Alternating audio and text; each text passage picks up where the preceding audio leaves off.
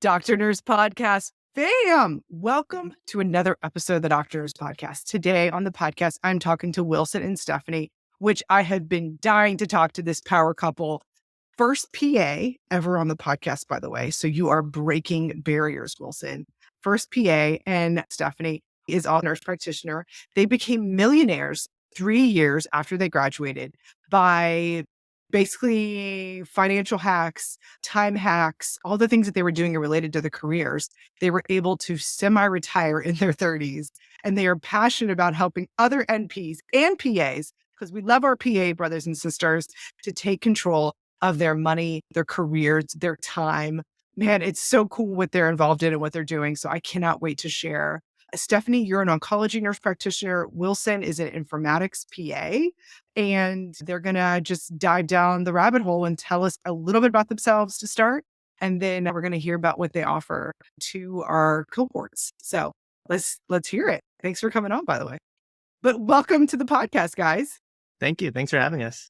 Yeah, thanks so much. We're so excited to be here. Wilson, do you want to just start with telling a little bit more about yourself? Yeah. So hey, everyone. Thanks. So happy to be here. My name is Wilson. I like to think I am a finance nerd, but then recently also like student loan and career, everything like retirement nerd, which is great. I graduated PA school in 2019. Didn't really know anything about the profession, to be honest, and also money. And then, COVID happened, life circumstances happened. And, as PAs and MPs, I like to say we're all very good at learning really quickly and just applying a lot of things. And, we've done a lot of big moves since we graduated, and just happy to share kind of our journey. And I started as an oncology PA as well. Also really big on education. I taught as a professor, and I think now I work at informatics, and happy to hop on that and talk about that later, because I know it's not as popular or not as common. Yeah, no, for sure. What about you, Stephanie?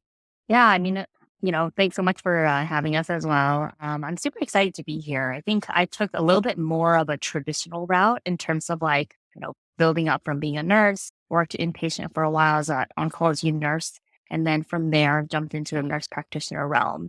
And it was really from there, I, optimized my W-2 in many different ways, which we'll talk about a little bit later. And then I started networking with a lot of different entrepreneurs. And it was really building that network of entrepreneurs that we started, jumping to real estate and all these other things as well. So yeah, that is so neat. And again, like what I said, I love that you guys are married. You just got married not too long ago. So they're this power couple. And like I said, Wilson is our first PA, and I'm so glad to have you on. And again, at first I was like, do I let PAs come on my Doctor Nurse podcast? I mostly only let nurses. And I was like, wait, he married a nurse practitioner. He gets a pass. I qualify.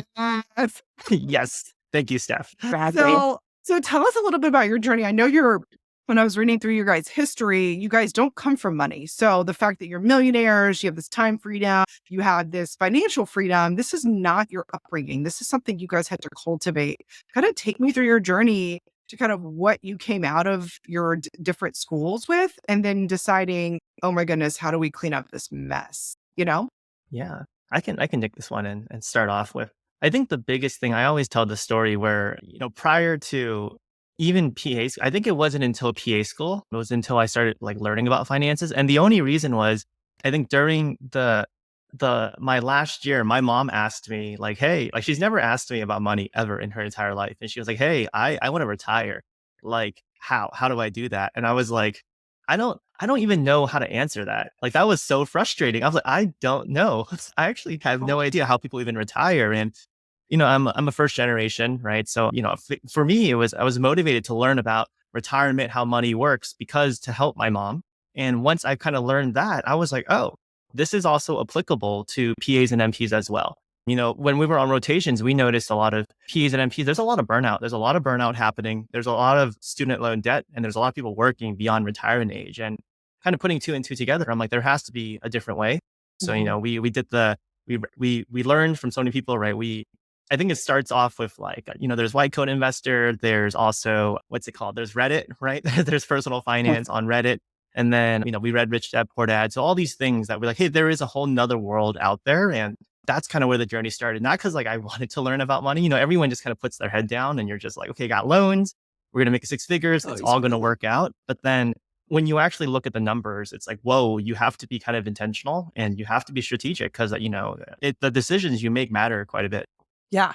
Yeah, it's the little tiny decisions that you make, the compounding from those little tiny decisions that ends up kind of directing the whole ship, right? And Yep. so I love the content you guys put on social media, basically kind of pushing back on the norm of how nurse practitioners and PAs can work.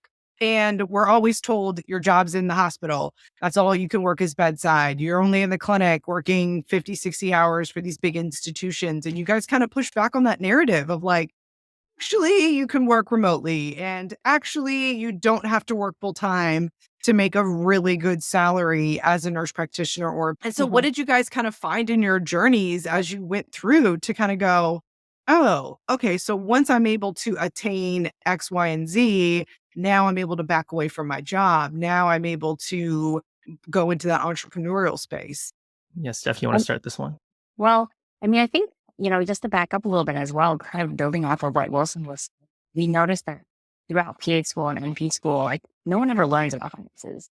I mean, no one even blinks when we start NP school, PA school, and they're like, hey, you have to take out 200K in loans. So it's really when, afterwards, people realize like you have these 6-figure loans and no one ever knows what to do with them. Yeah. So the interest is compounding every day, month. It's just getting bigger and bigger. Yeah. Yeah. So, I mean, going off of, like Wilson was saying, everything's very calculated. So did a lot of learning about finances on our own, did a lot of exploring different works as well. And really just kind of had to think of a goal that we wanted to achieve and then kind of backtrack from there. Yeah. So what was the first thing that you guys, what was the first thing you guys put in place when you were like, all right, we got to come up with a plan? Kind of what was that first step? Yeah, no, I was literally the first thing we actually did is, there's a whole world of people like providers who are burnt out. And then we also know there's also like a world where people are not burnt out and like thriving. And we're like, how do we meet these people and like, what are they doing? So that's actually how the first thing we did is just network and learn the stories of people that came from similar backgrounds like us, but then their trajectory looks completely different. Right. Do I want to be like my preceptors, my attendings who are like, 70 and still like not happy with loans, not free?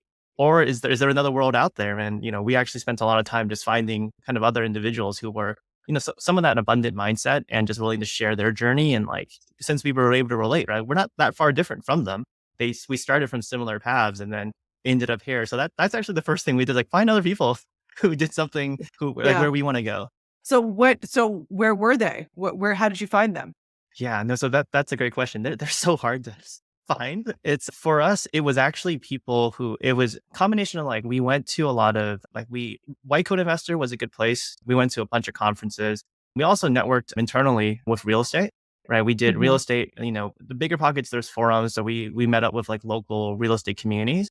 And I would say the other thing we did too is we worked with CFPs and accountants, right? Like, even though we may not know people, they work with people who know what they're doing. So we just asked like, what strategies do they use?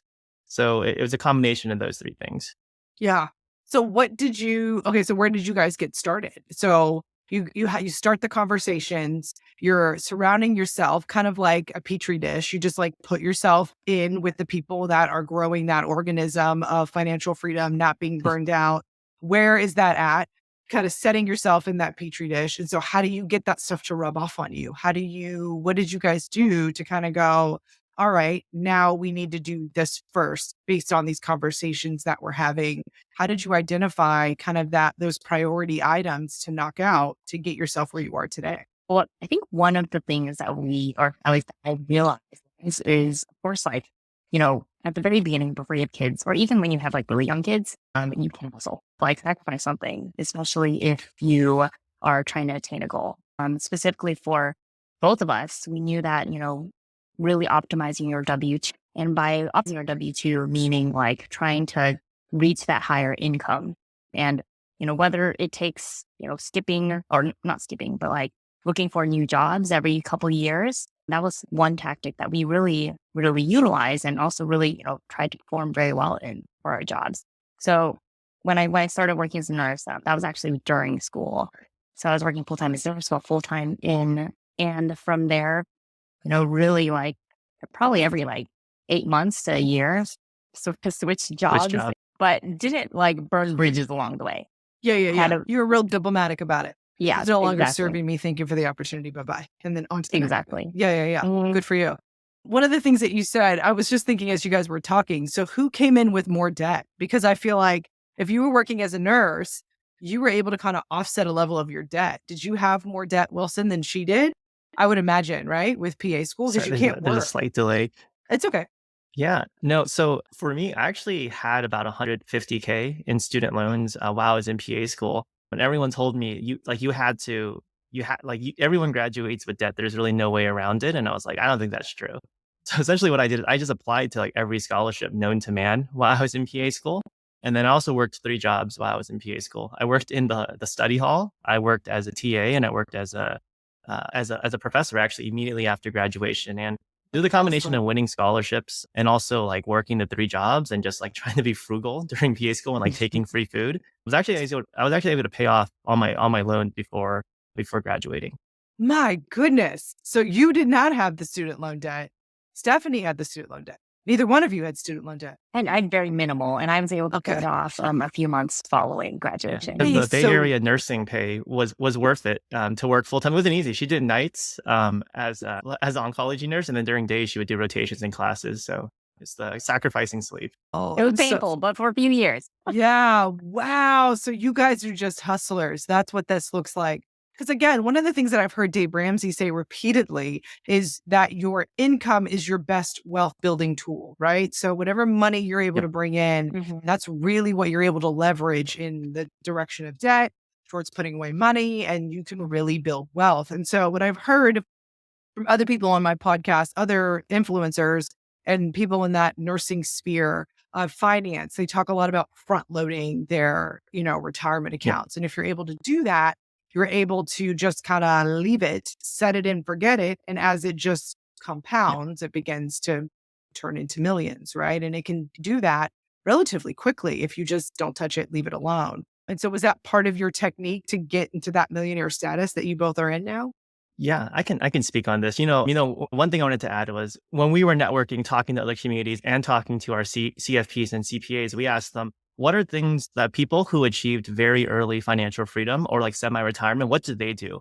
What are their Mm. characteristics? What are their demographics? And independently, they both came up with 3 very similar things. And it's similar to when we talk to people now, this seems to be true.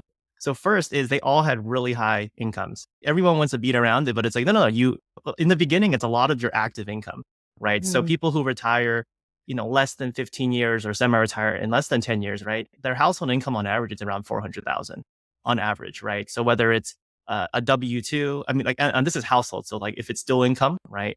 It's either, you're in a high paying like healthcare profession like we are, you're doing sales, or you were in a business and then you IPO'd and then, you have a lot of money overnight. Yeah. The other thing they had is they all had high savings rates. It's interesting that the wealthier you get, the savings rate don't change that much. Everyone who retires early or, becomes millionaires early, their savings rate's around 50%. I would say on average, like the minimum is around 50%. Wow. And it's So not they're because like they're really saving frugal. It's huge. also because they made a lot. So it's like they didn't inflate their income too much. And then lastly, like you were mentioning, the third thing they did was everyone invested, whether it's into the stock market, real estate, or into their business. Yeah. That's the combination of the 3. So when we learned that, we're like, we can do that. And the first part was like, how do we do the part 1? It's like, okay, how do we get our income as high as much as possible? Then we Mhm. kind of figured out, okay, reverse engineer it. What are the numbers like you were talking about that we can invest and then kind of just leave it and let it cruise? And then what do we invest it in? Stock markets, business, or real estate? So Yeah. it's exactly what you Yeah. described. Like that's what we did. And so you invested in real estate. You guys have a couple like duplexes or quadplexes or properties. Yeah, Steph, you want to take this one? Yeah, I mean, I think one of the big things to kind of mention as well is that we actually didn't look into investing into real estate until everything else was kind of like, we had a strong foundation. So we already were investing in the stock market. We already had optimized our W-2 jobs. And then after that, we're like, hey, real estate's more lucrative, but also comes with a lot more risk as well. Yeah. So that was a very purposeful decision for us as well. But yeah, I mean, we started off in Texas, so out of state investing, and we have a couple duplexes. We have a partnership for an apartment complex, and then a couple short-term rentals as well. Amazing. Airbnb in it. And you guys are totally crushing the game. It's incredible. So one of the other things that we talked about And I love you guys do these posts on maximizing your income, right? So if we're saying your best wealth building tool, number one thing you got to do is make a lot of money. How does a nurse practitioner, some of the techniques that you described, Stephanie, like just being like every 7 to 8 months, I was rolling. If you weren't going to pay me, it's time to go. And so you've got that option. You've kind of got this, that is a technique. And then Wilson, you've moved into the informatics world. So maybe you were able to kind of join in some of your prior skills and kind of marry them with your PA license and birth this new baby of skills that you're able to kind of maximize what you're pulling in. Is that something that you guys were finding? What were you guys doing career-wise to kind of navigate into more and more income? Because from what I've read, like you guys are both pulling in at least 150 grand a piece and probably more. I mean, you guys are making that high net, high income of 400. I mean, that's what you guys are shooting for. So how'd you guys do it? What were some of the steps that you guys took to really maximize your income? Yeah, I can take this one. I think the first thing we did was first, like a lot of data points. So we actually looked at for the people who were financially free. First thing we did was like, what specialties did they work in? Like, where were they working? Right. That's the first thing we did. And what's interesting is the specialties that are actually the most popular are the ones that are paid the least. Right. You get work the hardest because there's two ways to increase your income. Right. It's either increase your pay or decrease the amount of hours you actually have to work. Right. So we found that like the more specialized you get and the more niche the specialty is, the ones that aren't as popular actually have fantastic work-life balance and remote options, and the pay is higher. And I'll talk about some of these specialties because it's pretty universal for both PAs and NPs. Like for example, the popular specialties, right, are like cardiothoracic, neuro, right? Those are ortho. These are all specialties everyone wants to go into, but not necessarily the highest pay. Versus For if the you hours. like the ones For the that hours. for the For hours, the hours that you for have the to put hours because in, you're working right? like what's You're getting Mhm. crushed. Exactly. You're getting crushed with the work. So when you break down what your salary is versus what you're making, you're actually making less money than somebody in some primary care places that's working at a chill job that's like, I'm home when I need to be, because they're per hour. Yep. Smart. Go ahead, keep going. Exactly. So like great point. Cause like they're like, I make this much, but I'm like, but like you're working 80 hours. You're like, it's like a physician, hour. So it's like, you're not making that much. So like chiller specialties, for example, are like for the ones that are still clinical, like psychiatry actually pay really, really well. Correctional medicine also pays really well. Home health pays really well, right? Sleep medicine. Geriatrics pays really well. Sleep medicine pays really well. And the more specialized you get, the reason that the pay is higher is because there's the demand for it, but not enough people want to go into these fields. So they actually do everything they can to retain you and to keep you there. So those are just some of the specialties. The ones that are popular are like derm, things like that. But those are sales based, right? Dermatology, aesthetics, plastics. Those are becoming more up and coming. But those are actually, even though they're high pay, you get worked pretty hard too because you're commission and like sales based.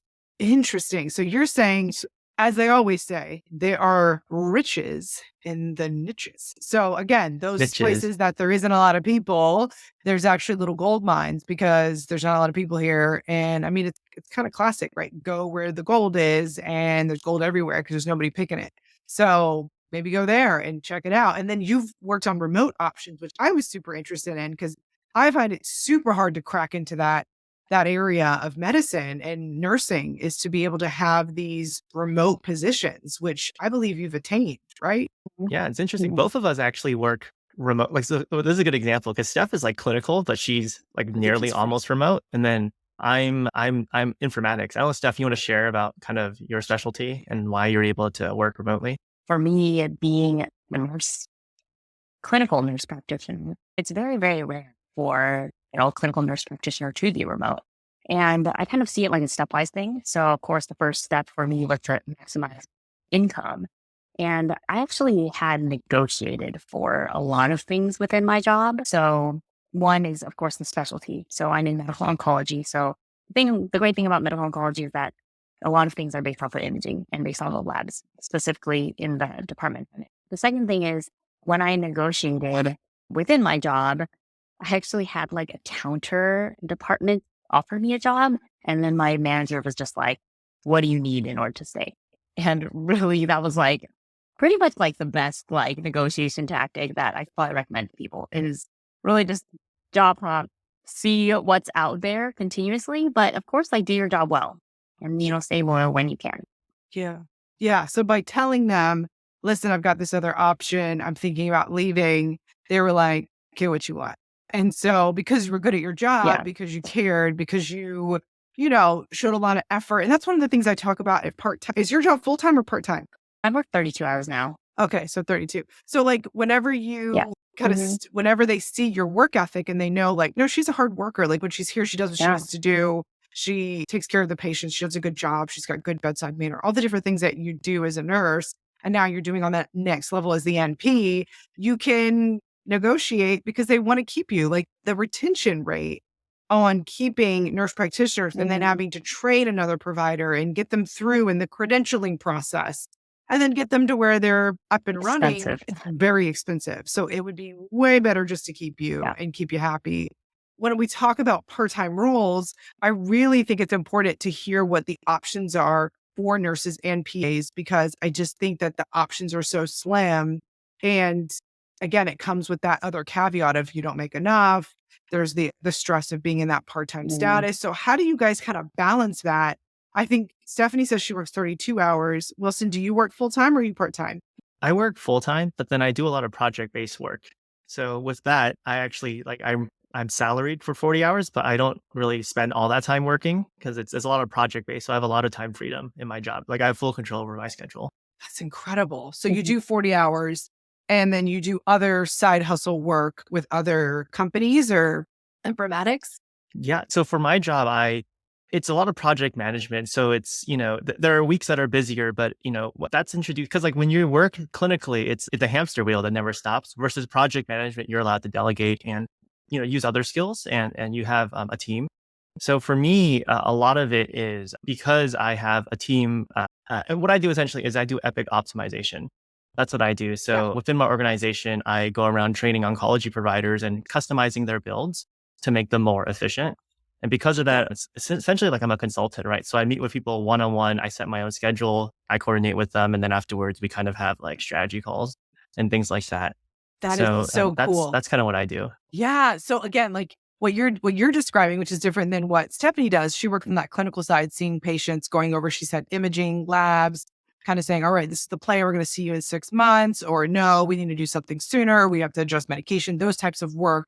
You're on that other side of systems, getting the systems working optimally so that people can do their jobs. And so again, you finish the project, something comes across your desk, you work on that project. It's kind of this, as it's being thrown at you, you're kind of troubleshooting, fixing, making it better. And then you also do other side stuff, right? You guys have your own business. You guys are doing consulting, coaching on the side. Anything else? Am I missing or is that everything? One thing to add to that. Yeah. Oh, no, I think you nailed, one thing I wanted to add too, because you were mentioning, especially like transitioning to part-time work, you're right. It's especially if you start with part-time, it's hard. It's really hard because you don't get to build culture. And, when I coach clients, I talk about, in addition to building your wealth, you need to build career capital as well.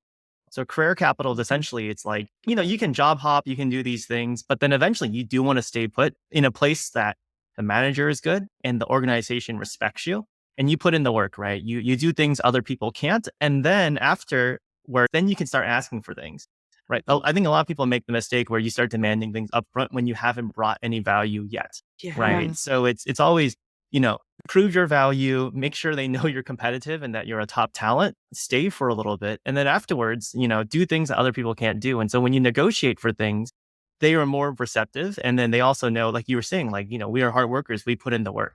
Yeah. But that's essentially what we do, right? That's why we're able to ask for a lot of things because we're very good at what we do. We also, I don't know if Stephanie shared this, we interview every year and our managers know, like we get poached all the time.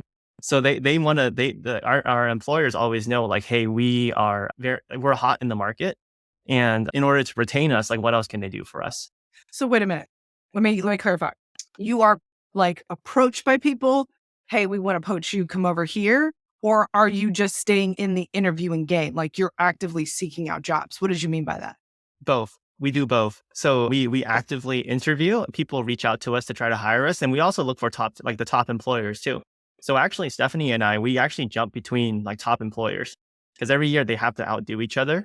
So that's the other strategy too. Not just become the best, but find the people who treat the best the well and then just make them fight each other. That's what we do pretty often. It was so funny because we were just talking about that very briefly one of the books I've been reading for my part-time nursing series that I've been working on talks about these big companies like Goldman Sachs and Deloitte and the Hmm. benefit packages they offer to new moms. And it was blowing my mind, like what they offer. And I was thinking, oh, we have no idea in healthcare what's out there because we don't use this to Mhm. compete and we don't go like, okay, what are you offering? 6 months? Okay. No, this guy's offering 9. Okay, I'm going. Like that would make hospitals have to step up because they know that nurse Yep. practitioners and PAs are looking for the best. And so you want the best, be the best. And that would make them step up their game. And it's not something that we've been very privy to because as I was reading the book, I was like, I didn't even know this is what options that people had. I mean, one person came back, they gave you like paid 6 months leave. I was like, paid 6 months leave. That's like standard package for Yep. some of these Oh companies my for gosh. maternity leave. And then when you come back, you get to do this quote unquote build your own schedule. So then you get to like slowly come back. You don't have to just like come back, act like you didn't just have a baby come out of you and just like get back in there. Like, yeah, they're like, no, no, no, take your time. Like, we'll let you come back slowly and you can kind of slowly transition back into your role. And like, we're just so glad to have you. Like, if you'll just give us 8 hours a week, like we'll keep you. I was like, these are options for these. And again, they're lawyers, accountants, they're different in that consulting space that you're kind of talking about. They're just happy to have the help. And the help that they have is good. That talent, that part that they saw that woman work for 5 years before she had a baby. And they were like, she cranks when she's here. So we're going to keep her because to train somebody else to keep this talent, we're going to make it competitive. And I Yeah. think that's exactly what you're describing is that, hey, listen, I'm working between Deloitte and Goldman Sachs and I'm figuring out who's giving me the best stuff. And then I'm going with them because I know my worth and I bring it. So I just think it's so cool what you're describing. And again, that mentality, because you're hanging out with those people, because you're hanging out with people that think and talk this way, it changes how you think and talk. And I just think it's so refreshing and so abundant mindset to hear you describe these things. It's very inspiring. And again, just to know, as Stephanie was describing, that there are those remote options, but you got to put in the work before you can just come in and be like, I would like Yep. remote day one. It's like, no, I Correct. crank. Yeah. And this was what I was doing. And so again, I just think that's a really great lesson. And probably one of the biggest things I want PAs and APs to take from this lesson is you got to put in the work and then you can go around asking for things because they know your value and what you're worth. So for one of the things that I wanted to talk about, because you write a lot about this on social media, and I like that you talk a lot about this, is part-time work and burnout. And you talk a lot about that mental space for providers. Kind of describe what you're noticing, what you've noticed in your clients, and some maybe tips and hacks for people that are like, okay, what you got for me? What do you think I can do? Yeah, I can take this one. So for me, I'm really big, as you are too, right? I'm big on semi-retirement. You're really big on part-time work, and I think that's where it is because we're in a kind of a special field where we're in the profession where compared to when people pursue financial freedom, it's a lot of people who used to work in tech or they were in corporate, and then they really didn't find meaning in their jobs. Versus when you look at healthcare providers, a lot of us it's our calling and we don't mind our jobs. It's just sometimes it's too many hours and we want healthier work-life balance because I always ask this question, if you had all the time and money in the world, right, would you still work as a PA or NP? And a lot of people, it's like, we wouldn't mind working a little bit. Yeah. We wouldn't mind. Yeah. So we try to bridge that gap. And oftentimes it's a combination of finding really good work-life balance and also doing smart things with your finances. So, before you go part-time work, I always try to recommend people, it's like you want to build your assets. And usually where we start with people is in the stock market, right? Taking advantage of your 401s, your IRAs, HSAs, employer matches, pensions, doing these things and building your portfolio up to a certain point, right? Everyone's a little different, but it's true. Once you build it up to a certain point, you can no longer, you don't have to touch it anymore. Yeah. It will cruise, it will set you up for life.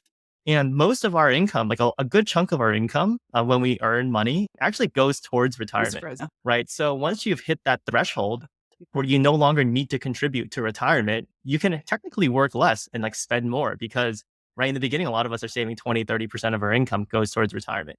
But once you've satisfied that need, you no longer need to put that money towards retirement. You have, another job essentially passively working for you. So now you have an option to scale down your hours. And I find that like a lot of providers, hey, you're burning out now, but what if you had the flexibility to now change to something that's a little bit more low key, maybe reduce your hours? How's your work-life balance now? And, not everyone wants to like pina coladas and like go crazy. And then, when they retire, a lot of us want to be somewhat active. And so I find like that's a good balance where, you're going to be full-time for a little bit, build your assets, and then let it go on autopilot. And then from that point, you're in a position of power where you can reduce your hours or pick a specialty that's maybe lower paying, but chill. Yeah. Because it's all about sustainability. Yeah, no, that is so good. And it's again, that marathon versus the sprinting, right? So like what we find and what I notice a lot of residents, nurse practitioners, PAs in these roles, we tend to get in sprint jobs and we think we can do this forever. And then what you find is like you're neglecting your mental health, you're neglecting your family, you're neglecting yourself physically, and you're doing this all in the name of health and wellness for others. And you're just completely tanking and deteriorating. And so again, I love that perspective of like, if you have to grind, do a short burst, grind, hit some goals, be really targeted in your goals, and then move into that space where you go, all right, I've got these things. I hit these targets. These are my little side hustles that are working. Nothing is truly passive, right? Like you always have to manage your real estate. You have to do Correct. something. Again, that sipping pina coladas, 4-hour work week, I never work, it doesn't exist. But you can get things working, small little fires and embers that will grow bigger and bigger over time. Shoot for those goals, knock those things out. And then, like you said, you can decrease your time. You can decrease what you're spending all weekend, especially if you have children that come up and other commitments that you find that your priorities shift. And again, the nurse practitioner world is female dominated. And I don't think it's wise that we pretend like these aren't future goals and aspirations that come out, because as I've been, again, working on this part-time series and reading about the impact that mothers have those first 3 years in particular in a child's life, you don't want to be grinding hard those first 3 years of having that baby that wants to be on mama and needs mama for everything. And you want to be there. You don't want to miss those moments. And so again, that's why I also feel like the part-time series is good for single women too, because I'm like, hey, listen, like do this work before you get to this stage so that you can enjoy that time. You do have that freedom and you don't have to look towards anyone to give it to you. You're not looking for your employment to cut you breaks. You gave yourself a break when you hustle 5 to 6 years ago and you didn't have those commitments. And so I just love how you guys put it together. And I just think that we're so similar minded. It's wonderful. So guys, thanks for coming on. Is there anything else that I feel like you guys want to touch on, talk about, kind of about your coaching business, things that you guys have been kind of seeing as you guys been working with people? Either one. Yeah, Stephanie, no, you've I'm been super, super happy to be here. Like you were mentioning, I do, coaching, essentially consulting, coaching business for PAs and NPs. And I'm really big on like helping people get to part-time or semi-retirement, or at least options in less than 10 years. Like it's true, like truly 5 to 10 years of intentional planning. And like, I also have the philosophy, like, we've spent at least 10 years going to school. Like, it's okay to work 10 years. There's nothing wrong with that, right? I mean, 10 years, if you're miserable at your job, is not okay. But guess what? You can change that, right? You're in control of where you work. You're in control of your money. So, 5 to 10 years of intentional decisions. A lot of my clients, I would say 90% of them are set up. Doesn't matter what age you are, right? Good 5 to 10 years of planning, you can completely change your life, right? Because there's compounding, there's things like that. And I find that even if you're older, it's not that like, you're actually more mature. A lot of my clients, the older ones, are like, they get it. They're more mature. Yeah. And they're like, I know what I want. And then they're super focused, right? If you're younger, you can make more mistakes. You have a little bit more time, but also there's less urgency. Yeah. But that's what I do. I talk to people about optimizing your career, doing good things, like smart things with your money, learning how to invest for the first time, right? We talk business, we talk stock market, we talk real estate, and just figuring out, you don't have to do all three. If you pick one of them, you're going to be okay. Right? Like everyone thinks you have to do real estate. Everyone thinks you have to start a business. Like you said earlier, Sandra, nothing is passive. So it's like, we kind of try to show people like, these are the things, this is what it looks like when you try to tackle these three, because we've tried it. And, depending on where you are in life, right? It's always about like work-life balance, making sure you're being treated good at work, and then picking investments that fit your personality. So yeah, that's kind of what we do, outside of our W-2s. Yeah, that's the 3-pronged approach. And I feel like you've dropped so many good hints along the way today, both of you, about kind of what it looks like for that negotiating part, Stephanie. I just love that story. That was so good. And then Wilson, just again with the tips and the tricks and being able to kind of again target those goals quickly to be able to kind of set yourself up to go, all right, let that stuff simmer. Let me focus in on now and optimizing my career and really getting it in that work life space that I want based on whatever it is. Because I think you're right. I think it's good for the soul to work. The soul needs work and purpose. And that changes at different points of your career. And I think when I've gotten pushback and people are like, well, you're not crushing work anymore. And I'm like, yeah, because my priorities and my goals are different. It doesn't necessarily mean that I'm not crushing something. I work just as hard as the time with my children as I used to do at my job, to the degree that I don't, do it anymore. And so it's a shift and it's a balance. And, and again, women have a different balancing act. And I think that's neat to kind of hear both of your perspectives and be able to have both of you guys kind of share what that looks like for you. I think you guys bring an interesting dynamic to this space. So I think it's again, really neat, really cool to connect with you guys and for you to share your journey. Where can people find you if they're like, all right, I want to talk to them, kind of share where you guys are at and how people can find you?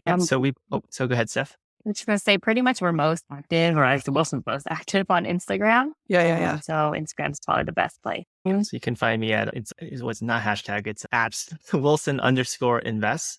I also have a website called The Finance Hospital. Yes. So you can check out our stuff there. Yeah. So I checked that out. It's very nice. Mine's at Steph_estate. Steph_estate. Yes. No, I have to befriend you. I don't think we're friends. I think I'm friends with Wilson, but I definitely want to see what you're putting out. So, okay. Sorry, Wilson. I've got to befriend your wife. I got to be friends with both of you on Instagram. So I like it. Yeah, for sure. I'm getting total good vibes from you. I feel like Stephanie and I could hang for sure as buddies. And I'm just letting you know that the nurse practitioner and us were connected. So it is what it is. It's happening. When I pop on a baby, I'll be asking you all the details. And I hope it's so soon for you guys. It just makes you a better person. I just have a baby now. I'm so for it. So rapid fire questions at the very end. I do this with everyone. I thought maybe I would have you guys compete, but because we're having so many problems on Riverside, it won't happen. So we're just, whoever wants to take it or you both can give an answer. I would love to hear both your perspective. What is a book that you guys give somebody? If you had to give somebody a book, what would it be? Steph, Okay, somebody's speaking. Both of you are I guess the first. There's so many books. I feel like there's just so many amazing books out there. I would say that one of the books really resonate with me anyways is called Atomic Habits. I'm a huge proponent of James Clear. Yeah, exactly. I'm a huge proponent of just small incremental things. You're not trying to do a heavy lift for everything or else you're never going to do it. So just small things consistently over time, it makes the biggest difference. Yes, so good. Yes, his book is life-changing. What about you, Wilson? Yeah, this book has been a really big hit for my clients. Psychology Money is really good. It's, I think 90% of financial freedom, finances is actually behavioral. That's why it's so hard. I mean, 10% of it's math and the math part isn't that difficult, but it's like diabetes, right? It's hard because it's a lifestyle condition thing. So it's you understand not to eat it, but the cake looks delicious. So, Psychology Money just helps you understand literally the psychology behind why people do certain things of money, no matter what background you come from. This is why we were wired that way. And it's just wiring. You can always unwire it. So that's been a really big fan favorite. Yeah. And challenging those wirings in your brain. Why do you think that way? Why do you think that if you drive that car, you think you look cool? You don't. Most people aren't Correct. Seeing you. They're actually seeing themselves in that car. And so it's whoa, I'm trying to perpetrate this idea of something. And again, that book is so deep. I can't even, we don't have enough time to go down the rabbit hole in that book because it makes you just start looking at yourself in the mirror. At any time that you are staring at yourself, you just see how flawed you are. And you're like, oh my gosh, my rationale in that is so off. And with just a change in my thought and again, applying that thought through consistency over time of replacing that lie with the truth, I can set myself free from stuff. Wow. And not be enchained and burdened. I got to have the latest outfit. I can go to Ross and I get more compliments on the Ross dress than on the anthropology dress. Can I save me some $70? It's incredible. Okay, so where do you guys like to go out to eat? What is like your favorite food? You guys are in San Fran, California. All the best eats. What's your go-to? Our favorite date is Costco. Yeah. Costco dates. And we used to like Soup Plantation, but they closed Soup Plantation. Yeah. And yeah, I don't know if you guys. Signature. Exactly. What were you gonna say? You got to hit two birds with one stone, you know? Yeah. Wilson was saying, he was saying that we used to really love going to, I don't know if you recall like Sweet Tomatoes or like Soup Plantation. We like loved that place. It was like basically like a salad and pasta. Oh, okay. Okay. That was your go-to. That's so funny. All right. And then I guess I'm going to do one more. Okay. What is, because we talked a little bit about habits, what would be something that you would say a habit that holds you back? That you're like, this habit holds me back and it was hardest to kick or is still hard to kick? What's something that you both would describe in regards to your money, your finances, or job? Well, I personally am like someone who really likes trying new things. Yeah. So I think it's almost like the opposite of the atomic habits where it's like I'm trying a lot of new things all the time. It's like, okay, I'm not really building that capital for certain things. Yeah. But that's your thing. You're anyways, like always trying trying something new. Yeah. And so you have to like find the consistency. Yeah. Yeah. Which is, I mean, it's great because like we get to explore different things, but just sometimes it's kind of like, all right, just kind of like buckle down and like focus on that. You have to focus on yourself. And so if you can't like save everybody, like the best thing you can do is like set a good example. Dang, that's good. Man, world needed to hear that. The world needed to hear that. Guys, thank you so much for your time and chatting with me. Your energy from both of you is so wonderful.